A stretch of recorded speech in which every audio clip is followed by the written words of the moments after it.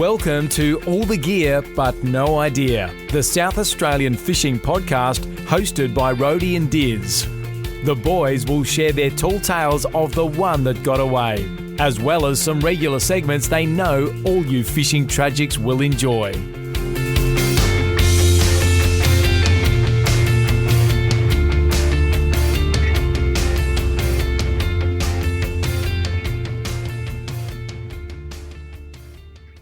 G'day and welcome to All the Gear But No Idea, the South Australian Fishing Podcast, episode 139. Dizzy, how are you, mate?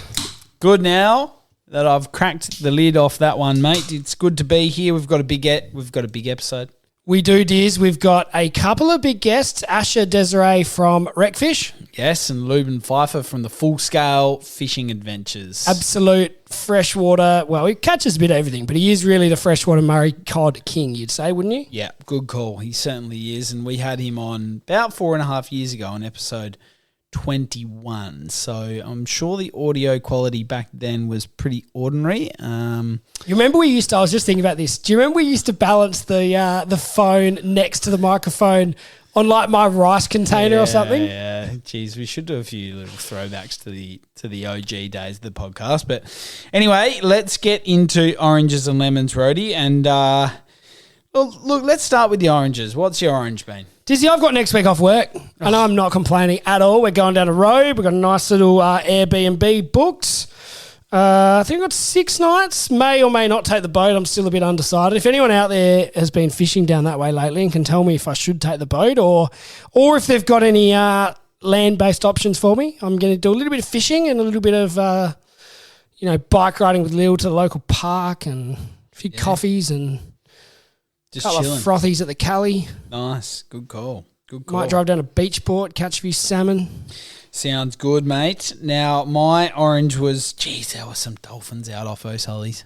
Oh, that's the most I reckon I've ever seen bar KI. Yeah, I sort of said that as we were out there, wasn't it? Like, except for north coast of KI, we've had some where you've just seen like literally feels like thousands of dolphins. Yeah.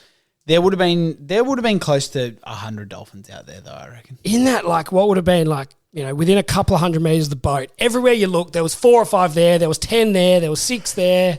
Yeah. Different little pods of them were coming and going. There was heaps, and that was good to see, Diz.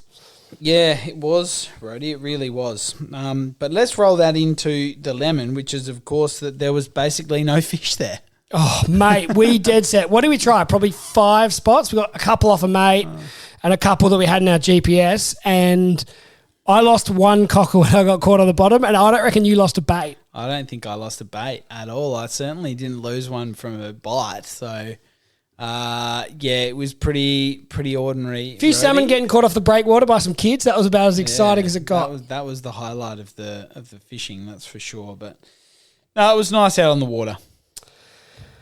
Yes, Diz, and my lemon would have to be, we are just a little bit sick of talking about this algae. It is not going anywhere fast. It is all we can think about, all they're covering in the news. It's taken up all of our podcast, and it just, we'll talk about it in the news segment, but it doesn't seem like it's wrapping up anytime soon. There was a bit of optimism that the cold, stormy weather might clear it up, but it doesn't seem to be happening. No, yeah, that's right. I think it'll be a little while just yet, Rhodey, before things clear up, and we'll have to keep following it because we're certainly no expert in this regard.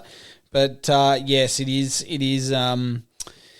It is all you hear about and read about across most of the platforms that we monitor, and I know there's some people that are doing it tough because it is affecting their industry. So, of course, our thoughts with them.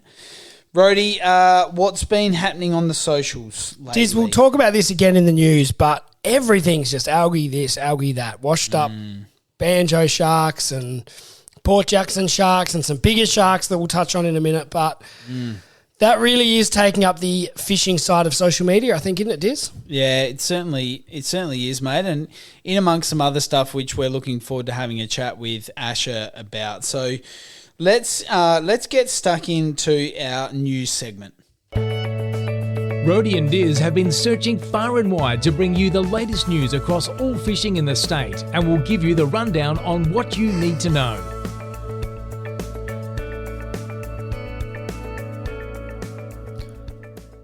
All right, Diz. So we are going to be joined by Asher in just a minute to discuss a lot of RecFish stuff that's been making news, Diz, but we'll go through the rest of the news quickly before then, won't we?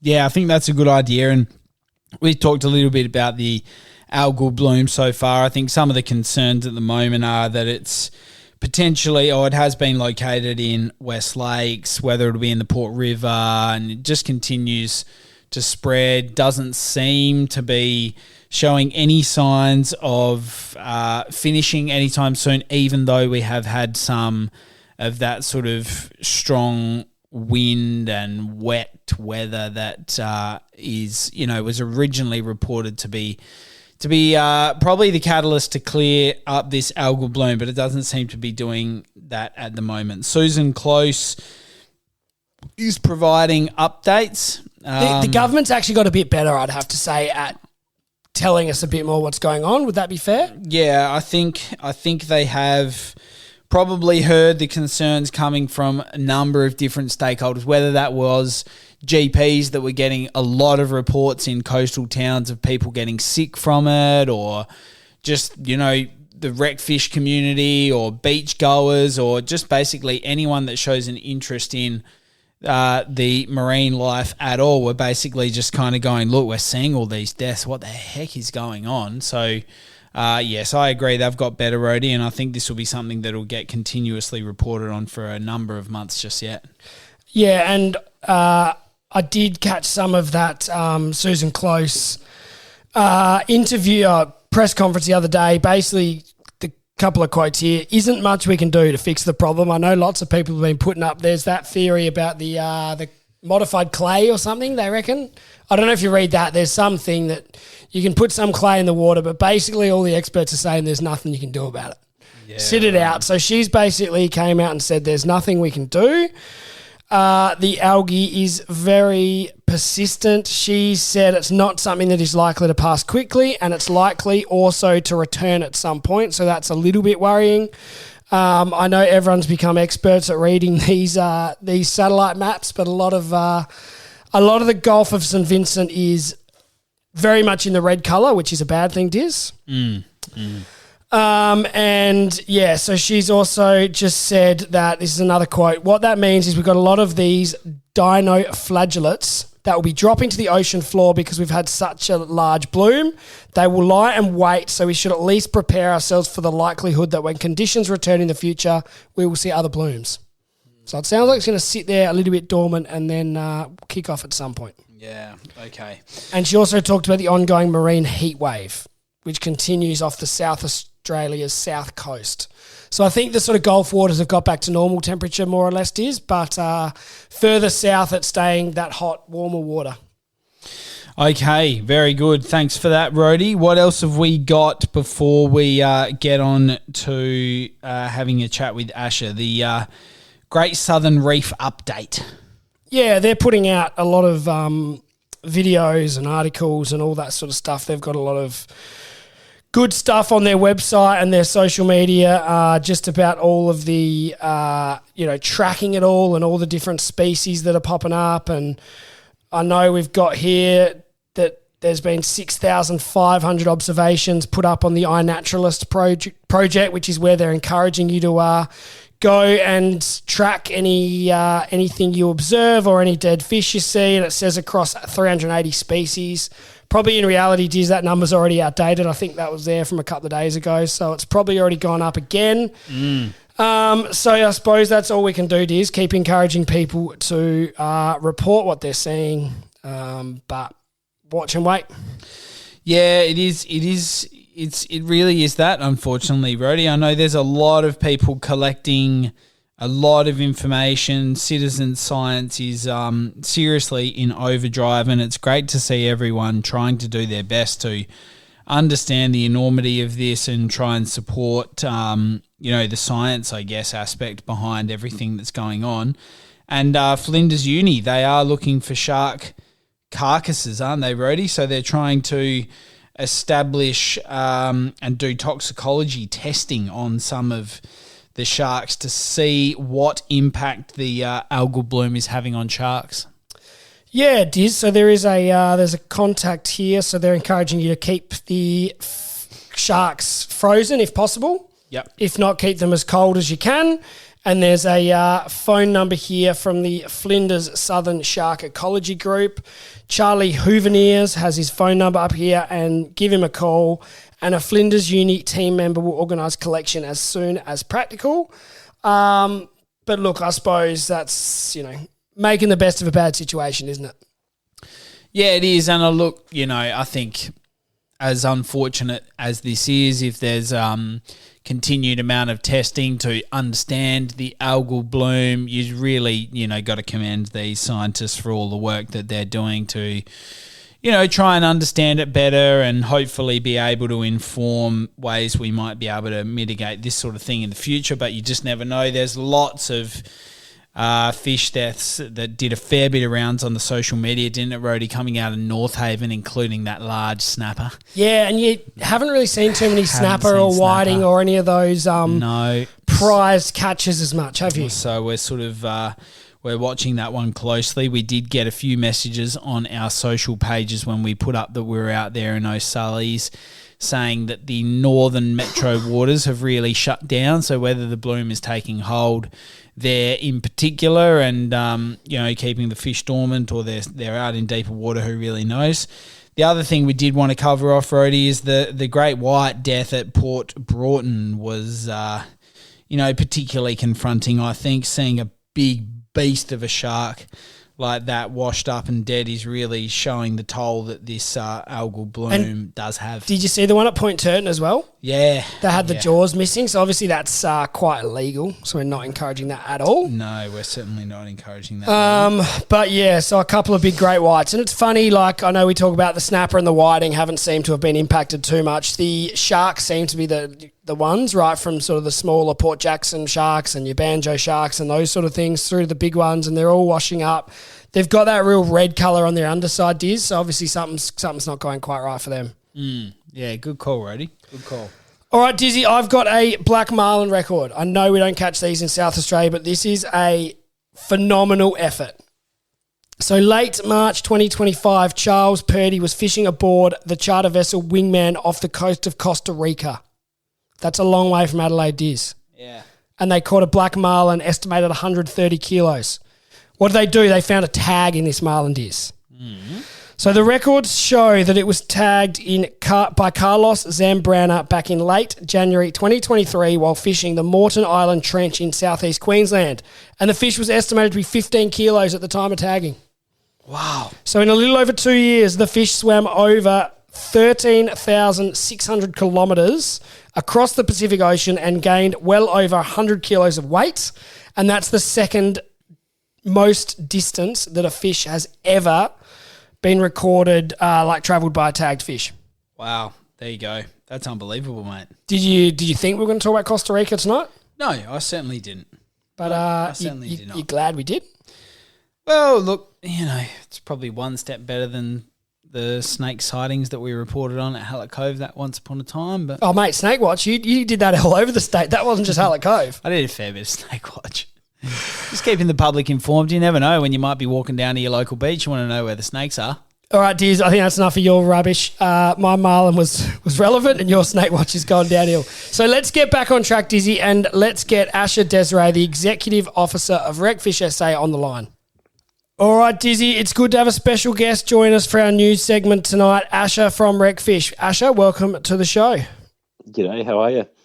Yeah, well, mate. Thank you for asking. I hope you are well too, but there has been a heck of a lot going on in the RecFish space, mate. Every time we chat to you, it blows our mind about how busy you are managing all the stakeholders and everything you get up to. So, mate, tell us what's keeping you awake at night? What's the biggest ticket item on at the moment?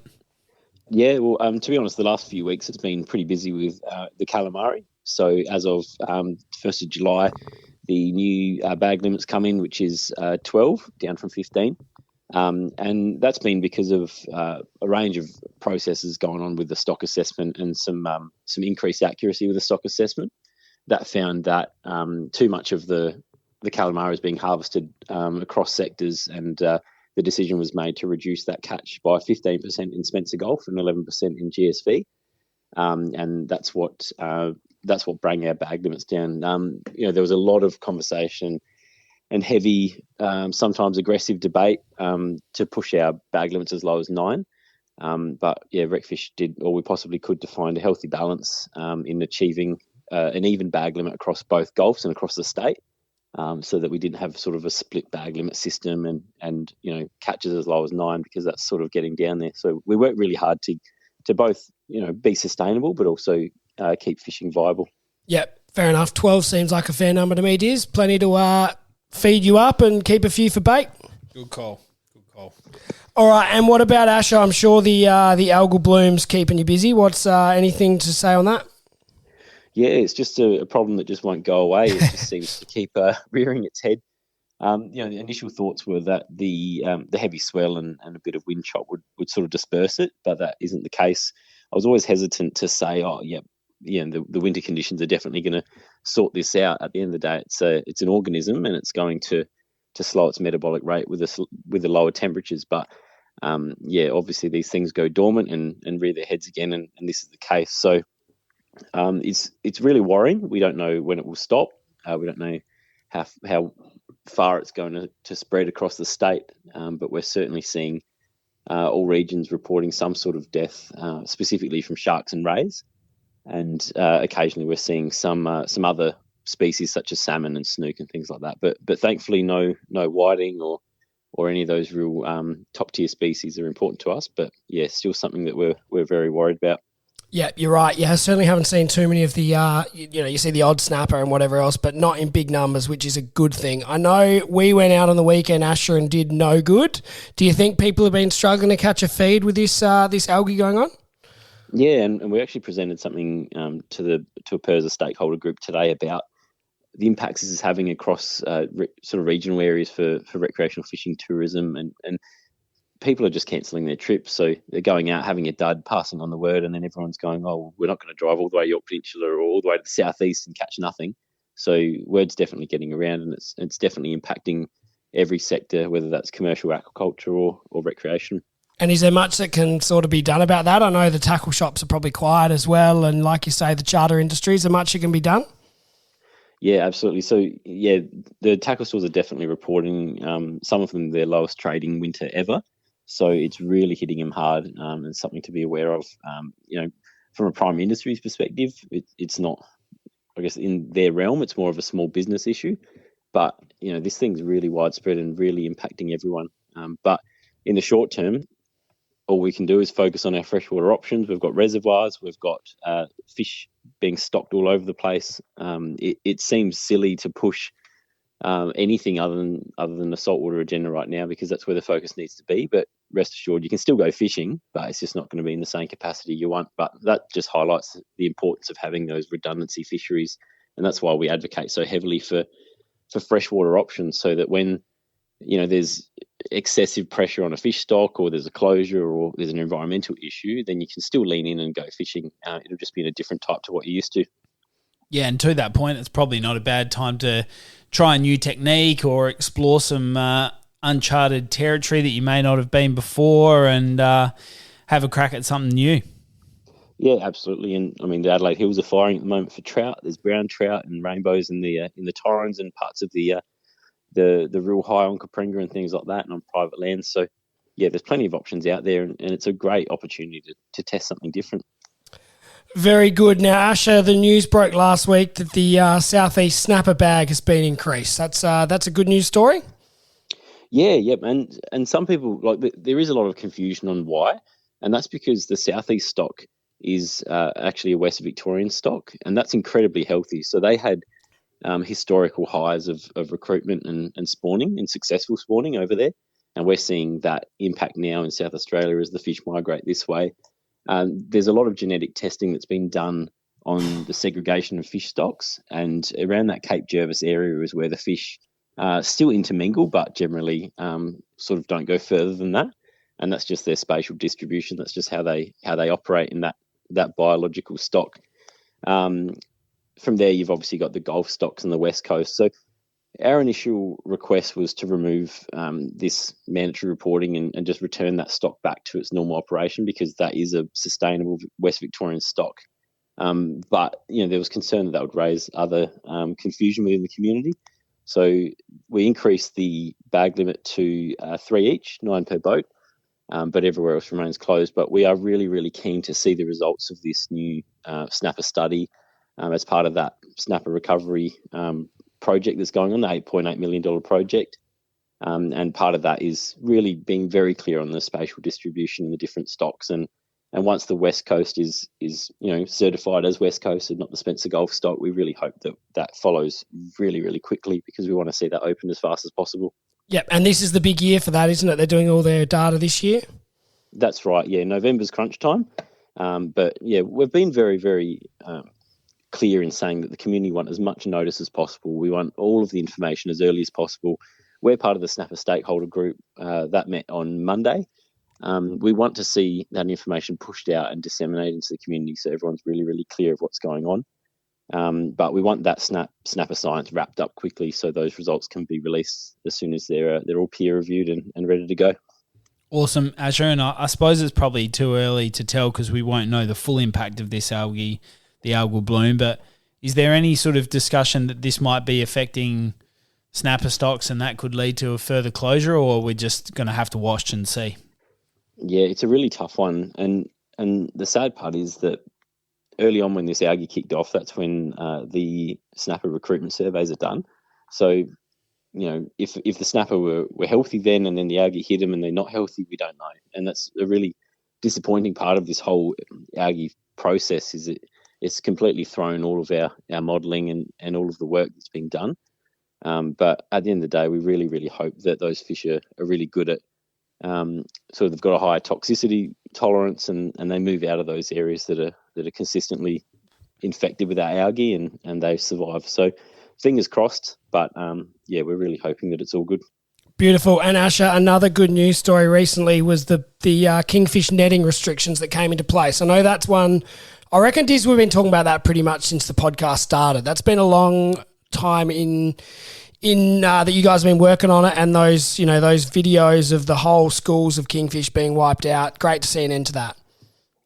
Yeah, that's been a good 3 years now of my life. Really keen to see that wrapped up. It was a good result, and at the end of the day, there's a place for sustainable seafood. People need to eat seafood. We get it, but in those important regional tourism areas like Port Augusta, let's be honest, there's nothing else going for it outside of the fishing in terms of travelling there. Recreational fishers don't pack their family up, go to the caravan park and sit around. They're there to fish and chase those big kingfish. So when all those people travel up there and then disappointingly see the entire breeding, spawning school get netted in front of them, it's a real burner, and it was really impacting the community. It was having an effect on them every year, and last year was the real crux of the issue. So RecFish had to do a massive amount of work to get that through the ARC for the second time because it was rejected for the first time. We had to go and use New South Wales data, get New South Wales and the Kingfish Project involved, utilise that citizen science tagging program, as well as allocate length to fork, size to weight ratios. And we were able to recalculate all of the weights and the biomasses. It's really complicated fisheries stuff, but we were able to get that back through the ARC, assess through the ARC stage 2 with myself in part of the committee, and get the ministerial recommendation to get that sorted out. And PIRSA did that within 6 months, and that's ended up with a total daily catch of 3 fish per commercial license. And that means that, more of those bigger fish can survive. And we don't want to be seeing, 2-3 tons a weekend getting dumped on the market, because A, that's really poor for sustainability, and B, it actually crashes the market for the commercial fishers. And the price was getting as low as $4 to $6 a kilo. And as you can imagine, that's just a real waste of prime spawning kingfish. They're 30 kilo fish and they're ending up on the market. And one of the real kick in the guts was one fish was a research fish. It had been caught and released 4 times. and then got netted and sent to market. So really disappointing. And that was one of the real catalysts to saying, right, enough's enough. This isn't working anymore. And it's just a little bit disrespectful to the whole community, including the science community, because we're investing a lot of money catching and releasing those fish. So the expectation is if they're caught commercially, just let them go, for goodness sake. But that wasn't happening. So that's where it's ended up. And, we're keen to see how the kingfish stocks look in the future. Very good. Now, Asher, another one that's just come, I just read about today, was the Cape Jarvis Master Plan. So that's been released after a lot of work's been going on to do with the new ferries, and they've put an alternative to the old jetty in there. Is that right, Asher? Yeah, that's right. And it's something we work closely with DIT on. We were really keen to see if the jetty was deconstructed, which it was, and another was replaced, because, we don't want to be seeing recreational fishing access going backwards in the state. We really want to see that going forwards. And again, it's a real far regional zone. If people are travelling on the ferry, they get there a little bit early and they go fishing off the jetty. That all disappeared. So we wanted that reinstated as soon as possible. And with the master plan, that's appeared, as well as, prettying up that boat ramp and making it look a lot more usable, putting in a bypass road to get those boats away from the terminal. And, you can bypass the backtrack and launch and park your boat. So it's looking good, and we're really happy with where it's ended up compared to, just knocking down the jetty and leaving it at that. Very good. Great. There's been an alternative. Now, we do want to touch on a couple of the other jetties. Lots of damage recently with the bad weather and the storms. I know sort of Port Noarlunga and Normanville on the Fleurieu, and then Robe and Kingston down in the southeast suffered a lot of damage. Have you got any information on any of that?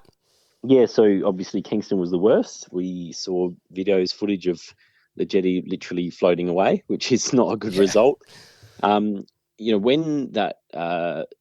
the breakwater and that went in at Kingston, it actually made that whole jetty area very shallow. But that used to be actually one of South Australia's best land-based kingfish jetties. So huge mulloway got caught off of that jetty.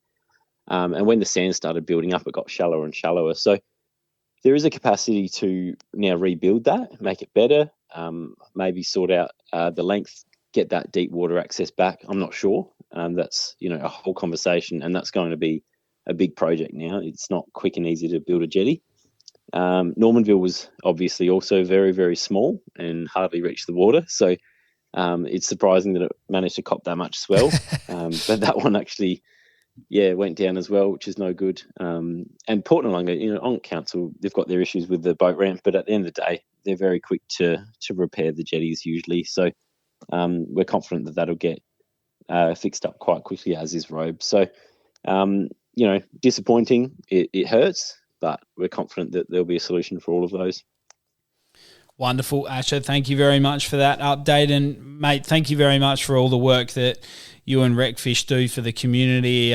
We do really appreciate it. There's been some real wins there in amongst some devastating things that have happened across our state, but we know you'll continue chipping away at it, mate, and keep putting the good work in for the rec fishing community, and we thank you for that.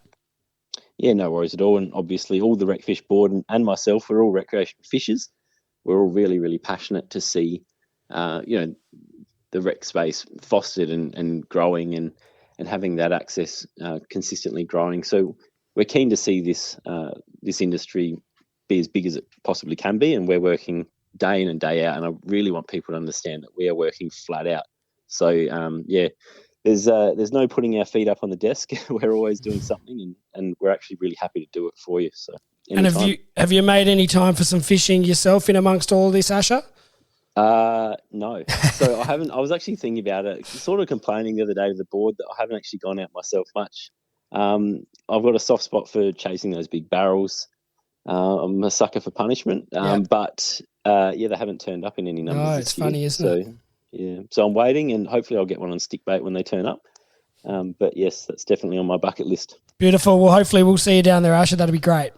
No worries. All right, catch you later on. Thanks, mate. Thanks, mate. All right, Dizzy, that was good to hear it from the horse's mouth. Asher is all over everything happening in the rec fishing scene in South Australia. So thanks to him for coming on and filling us in on. Actually, Diz, there was surprisingly a few good news items despite all the negativity around the Algal Bloom. Good call, Rody. It was great to have Asher on. It always is. Every time we chat to him, we realise how busy RecFish are in the background, working on all things for everyone who loves to wet a line, as they say. All right, Diz, let's get into our tackle item of the week.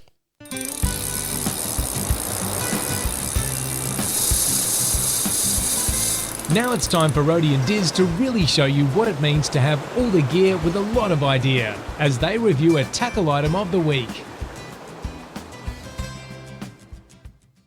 Rody, this week we are coming to you live with one of Shimano's really great pieces of kit. Nothing surprising there. We are, of course, talking about the Speedmaster Game Series. The one that I have in front of me right now is the 24 kilo stand-up. We've paired this nicely with one of Shimano's Tiagra 30 wides, and this is hopefully going to do the damage on a big barrel southern bluefin tuna.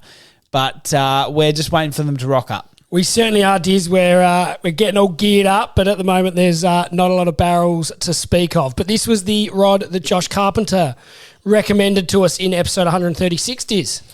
Yes, he did, and he talked through some of the really great features on this rod, but it does have a Aftco roller and swivel on the top. It's a fantastic piece of gear. Of course, heavy-duty Fuji guides. Lovely piece of gear with a moulded EVA foam grip. And the gimbal on the bottom with a nice rubber covering is really going to be diverse for all of your needs while offshore chasing those big, big barrels. Diz, and I know all these rods these days, they come apart, so the butt comes off from the rest of the rod, and it's a great system for connecting the butt to the main rod, Diz. It sort of fits in nice and snug, and then there's a washer that you screw on. So it's just a sturdy piece of kit. It feels strong. It just looks really nice. It's 1.6 metres in length. It's obviously a 24 kilo rod we've gone for, Diz. You can get bigger. You can get the 37 kilo. You can go down to the 15 kilo. We've also gone for the straight butt, Diz, for us, but they do the Speedmaster in a bent butt, I think, too, don't they? Yeah, good call, Rody. Love that, mate. Wonderful piece of kit by Shimano, and we're hoping to put it through its paces on a big barrel. We just need the barrels to turn up, really, don't we, Diz? Yeah, we certainly do, mate. Good and call. This one comes in at $4.99 recommended retail price, Diz. So it's quite affordable for that sort of top end game fishing, I suppose, Diz. It is it's a bit of money to throw around, but there's lots of that big heavy tackle that's a lot more expensive than that too. Yeah, there is. It's a really good piece of kit for those looking to maybe get out there and get stuck into them first time round. Very good, Diz. All right, Rody, let's get stuck into our guest, Lubin Pfeiffer. Now it's time to get our guest on the line. We'll ask them the all-important 5 questions, then chat all things fishing in SA.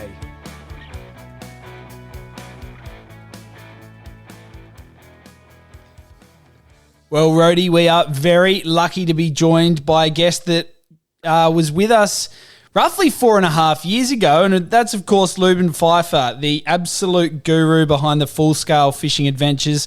Thank you very much for joining us, Lubin. How are you going? Very well, thank you, guys. Yes, episode 21, and now we're here a long, long way down the track at 139. So welcome to the show, Lubin, and good to speak to you again. Thank you. It's nice to be back.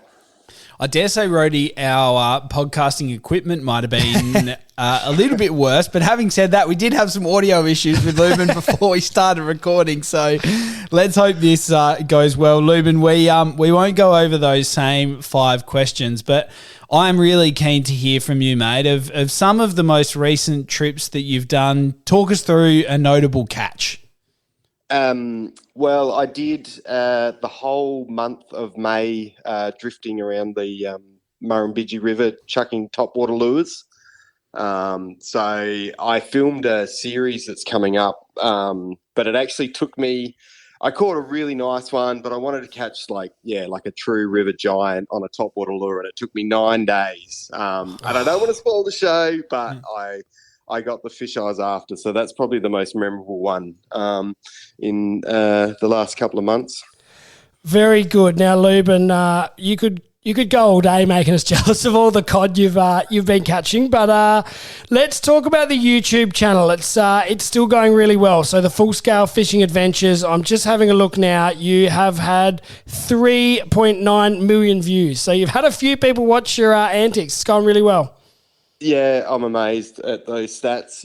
I was always stoked to get 1,000 views or anyone watching at all. So, yeah, I see that sort of, 3 million views and it blows my mind. Yeah, that's epic, mate. And I'm sure you've seen that continue to grow over the years. And your page really does have something for everyone. It was only the other day I was watching you flicking some soft plastics and the likes for flatties and, of course, all of the Murray Cod stuff. You must just absolutely love getting out fishing and doing a diverse range of stuff. Yeah, absolutely. I really enjoy the challenge of fishing. So that's why I try and, do as much sort of varied fishing as possible, because I think, that's what I enjoy the most about, just chasing a particular species. You sort of work it out and then, you can go and do that on another species. And what's that species you're chipping away at the moment, Lubin? Sorry, what was that? So what's sort of your new challenge at the moment? You've mastered the Murray Cod, as we'd say. You were saying you've been into the Bream fishing? Yeah, I fished with a friend of mine, Tom Jarman from Victoria. We fished the Nelson Vic Bream Classic, which was a stack of fun. I've never done that sort of style of competition before. And Tom and we finished 10th out of 51 teams, so we're absolutely stoked to get a top 10 finish. Yeah, so it was good because I had a pre-fish there a couple of weeks before on the Glenelg, and then sort of worked a few things out. But when it came to the competition and the pre-fish day, we sort of set a plan.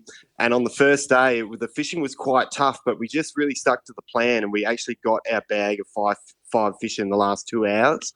And it was just such a good feeling that, we had this plan and we stuck to it and it paid off. And then the next day we filled our bag again. So, it was just such a fun weekend. That's epic. So you'll put that on the list to go back next year, or what do you reckon? Oh, I think I will for sure. Yeah, I've done lots of competition fly fishing, and I sort of stepped away from that a couple of years ago. And this sort of style of competition, it's quite different, and being able to do it with a good mate as well just makes it that much more appealing. And it's a really fun format. So I hope I can get to a few more in the future. Beautiful. Now, Lubin, we've been following along on your social media, and we've seen you've been jumping from New South Wales to Victoria to back here in South Australia. I'm sure you're aware of what's going on here with the Algal Bloom. Do you think that's gonna mean people turn their attention to river fishing over the next little bit? I think I've actually seen a fair bit of movement towards river fishing, and I think it is that it's a frustrating thing with our fisheries here in SA, and there's a lot of things that could be done better. I do think you sort of find people that probably enjoy doing a certain style of saltwater fishing and now going to be moving to the river to get that angling itch of a lure style of fishing, which is not you don't necessarily want to just go out and catch fish on bait. I think it's that thrill of being able to do the lure fishing, which I think the river has that appeal to it. And the river's been fishing pretty well, has it? Is that what we've been hearing? The river's been really good. We've just we're reaping the rewards of having a really good set of flood years, and always after those big flood years, the fishing just booms. There's heaps of fish. There's heaps of bait. It's actually a really good time to be on the river. And speaking of that, I suppose there probably are some people out there that are turning their attention to river fishing. What would your tips be for somebody who may not have tried that before, mate? What do you think the go-to is if you're just trying to get into it? I think if you're just going to get into it, the easiest way to catch a fish on a lure in the river, I reckon, would be to get yourself a couple of TT switchblades, tie up to a snag as you would do when you're bait fishing anyway, and jig them vertically. And that way, you know, you don't get hung up on the timber trying to cast around stuff. It's up and down fishing, and it's absolutely, like, it's so effective. So, you know, that's probably the quickest way to get people into it, and then they can move on to, you know, cranking along banks and stuff like that, the bit more technical sort of stuff. Yeah, beautiful. And what's new in the freshwater scene? Would it be that sort of live sonar stuff? What do you think's the real growth area from your perspective? Definitely the sonar stuff's like the big happening thing. It's an interesting world out in the cod scene at the moment, because it's sort of, we still have people that do the old school trolling, but, you know, people using the live sonar, particularly in like Vic in New South Wales, are actually using the sonar with flies now. So yeah, wow. We've sort of gone a bit full circle with it all. So we're using old school fly fishing flies on the live sonar to catch these big cod, which are, you know, in those lakes where they get pretty educated. It's actually been a really amazing technique. Yeah, epic, mate. Now, one thing I did, I was scrolling through your page as I do in my spare time when I like to see how other people actually catch fish as opposed to me. But, mate, one thing I did want to get you to talk us through is your boat setup. It's you've got a little video up of how you sort of get yourself organised for a few days out on the water on the Murray. Is that right? How recent is that video? Was I in the back catalogue somewhere years ago?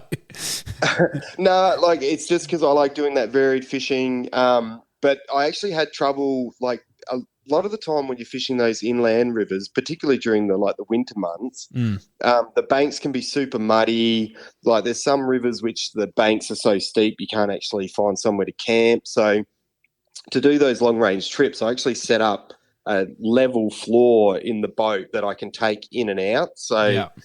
if I know I'm going to do those long range trips, I've got a floor that takes maybe half an hour, 15 minutes, half an hour to put in there, and then that gives me somewhere to camp. But it's actually a really good fishing platform as well. But then when I go do the saltwater stuff, I can just pull that out, and I've got my tinny as it was, you know, as it came out the shop. Beautiful. And have you been doing much saltwater fishing, Lubin? I know you do like a bit of fresh, a bit of salt, or you've been scared off by this algae? I did. I went over west. That would be, I think it was in April, and spent a couple of weeks chasing flatties and just the inshore stuff over there, which I really love, and the fishing was amazing. And then just been did a couple of trips down to Nelson there. Fishing for the Bream. So I think that's the only saltwater stuff I've done in the last couple of months. So beautiful. Very good. Now, Lubin, every time this fishing license thing pops up here in South Australia, you've always been pretty sort of proactive around it. Tell us your thoughts on that. I think the fishing license is a great thing.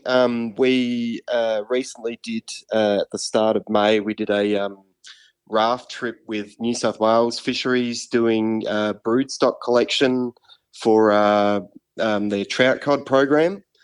So we're actually trying to collect female trout cod they needed for the hatchery.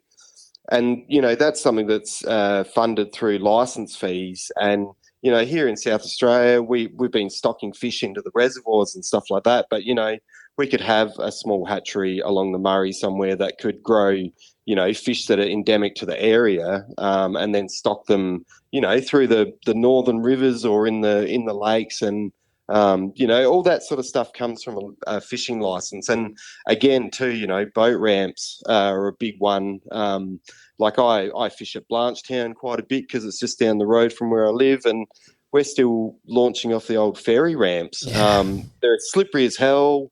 There's no pontoon, you know, and you just wonder where like your trailer rego, your boat rego, and all that sort of stuff goes. But like, you know, in Victoria, the Better Boating Fund's amalgamated with the fishing license stuff, so you get great ramps. You don't have to pay to launch. So there are a lot of positives to having a fishing license.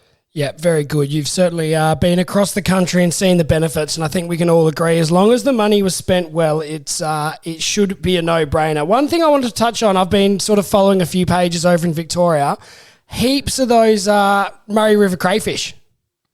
Yeah, amazing creatures. Yeah. I was actually that was on the Bidgie, so it's New South Wales. But I was in the boat cooking dinner, and one about maybe half a metre long, maybe 40 to 50 centimetres, was just on the sand there. Wow. And they're just such a prehistoric creature. They're amazing. Yeah, that's unreal. Now, you would have seen some amazing stuff over the journey, mate, and certainly some of those things you've just been talking about has made us very jealous of some of the time you spent out on the water. Now, mate, without giving too much away, what's on the horizon? Have you got any big plans, any big notable trips coming up for the rest of the year that you can talk us through?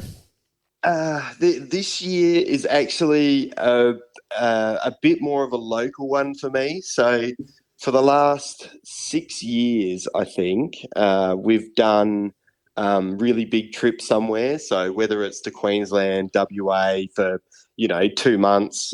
We lived in Tassie for 4 summers in a row, I think. And this year's the first year that I'm sort of going to do trips like close to home. So actually on Thursday, I'm going to head off and try and catch some cod in Rocklands Reservoir in Victoria, and then fish some of the trout lakes over there. So that's the one sort of within the next week. But I haven't got a really big trip planned this year in the van, which is most unusual for me. Yeah. Very good. Well, even your little trips are going to make us jealous, so don't worry about that. Now, No. Lubin, before we leave you, tell us where can everyone follow along with all your fishing adventures? Yeah, well, the YouTube channel is the Full Scale Fishing Adventures, and there's an episode out every Thursday at 5 o'clock. And then my Instagram's Lubin_Pfeiffer, and the Facebook's the Full Scale Fishing Adventures. So all the content goes up there, and weekly episode for everyone following along on YouTube. Brilliant, mate. We love everything you get up to on your socials, and no doubt you have great fun getting the content together, especially when the fish bite. I'm sure that's epic fun. Now, mate, thank you very much for joining us. It's been 4.5 years. I hope it's not 4.5 years before we talk to you again. Yes. I can safely say our fishing hasn't gotten any better, but your fishing certainly has, mate. It's been great to chat to you. Cheers, boys. Appreciate it. All right, Dizzy, that was great to hear from Lubin Pfeiffer again. I can't believe that amount of time's gone by, 4.5 years. He's catching more and more fish than ever before. And all of his videos on YouTube and his Instagram posts just make me jealous every time I see them. What a man, and what a Murray Cod king. Yeah, to be able to crack the code that well on cod is quite impressive. Yeah, it certainly is, Diz. Now, let's get into our fishing report, Diz. Rhodey and Diz have been out on the water to bring you the news about where they're biting. Now it's time for the fishing report.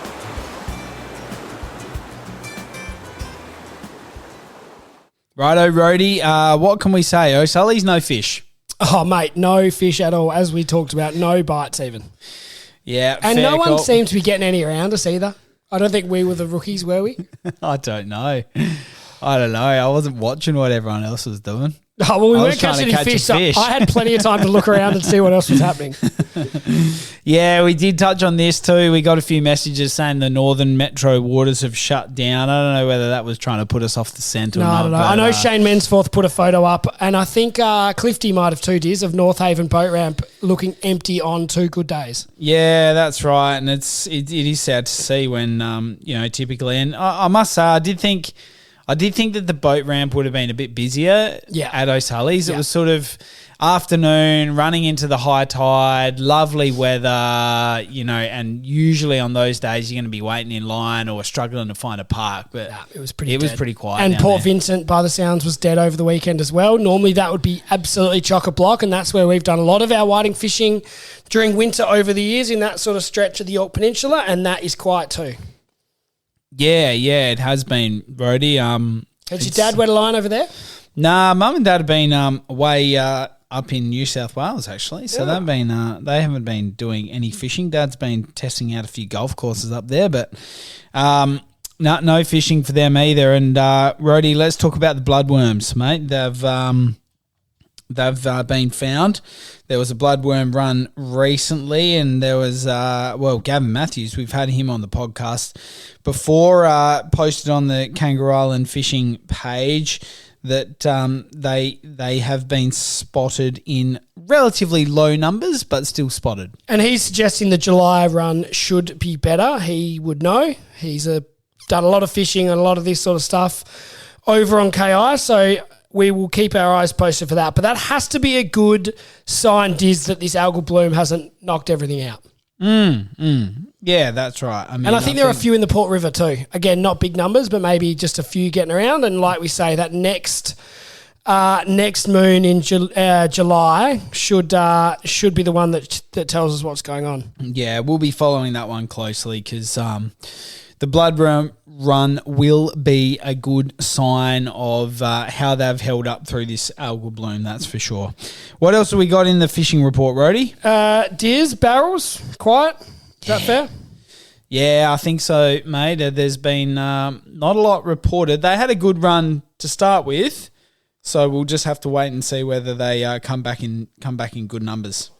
And the one thing that does seem to be fishing pretty well, as we mentioned with Lubin, is the Murray. And I saw Darren from Sports Fishing Scene getting into a nice cod up there, Diz. Yeah, happy days. So Always, maybe that's where we should be heading. It sounds like there's plenty of Callop and cod getting around, so that might be the way to go about it while this algal bloom keeps going, Diz. Yeah, that's right, and we sort of touched on this with Asher, didn't we? It's a good chance to try something new, get out, get into your local tackle store, have a chat with them about what sort of setup you might need if you're going down a wetter line in the reservoir or up in the Adelaide Hills chasing trout, or maybe you're going down the river to try and even just catch some carp or something like that, Certainly better than nothing, Diz, and it will certainly sort of scratch that itch while this algae clears up, hopefully. Good call, Rhodey. Little bit to chew on there in the fishing report, but we certainly didn't fill the listeners with a lot of hope about the O'Sully's Boat Ramp Hallett Cove area. Nah, might be better off, I reckon, next time, Diz, heading a bit further south, maybe where this algae isn't getting to, and maybe going further down the Fleurieu. I'd be thinking Warina or maybe even Victor Harbour or something like that. Good call. All right, Rhodey, where can they find us? I'm hearing that we're on every single podcast platform that you could possibly dream of. Diz, if there's somewhere you can get your podcasts, we'll be there. That's all I've got to say. Simple. Apple Podcasts, what do you call it? Spotify. Send us a voice memo. Send us a voice memo. Actually, Diz, I haven't told you this yet, but Lil, our 3.5-year-old daughter, she knows that in Mum's car we put music on, in Dad's car we listen to podcasts, normally footy, sport, that sort of thing. But no, now she just wants to listen to us. Wow. So I just have to drive around with all the gear on repeat. Impressive. Good on you, Lil. We love that, helping with the download numbers. And whenever her name's mentioned, she starts laughing in the back seat. That's gold. So she'll get a laugh out of this too, Diz. That really is gold, Rhodey. Brilliant stuff. All right, thanks for listening in, guys. We'll chat to you soon. Rhodey and Diz hope you enjoyed today's episode of All the Gear But No Idea. Keep up to date by liking and sharing us on Facebook and Instagram. And you can subscribe on all the major podcast platforms. Until next time, good luck fishing.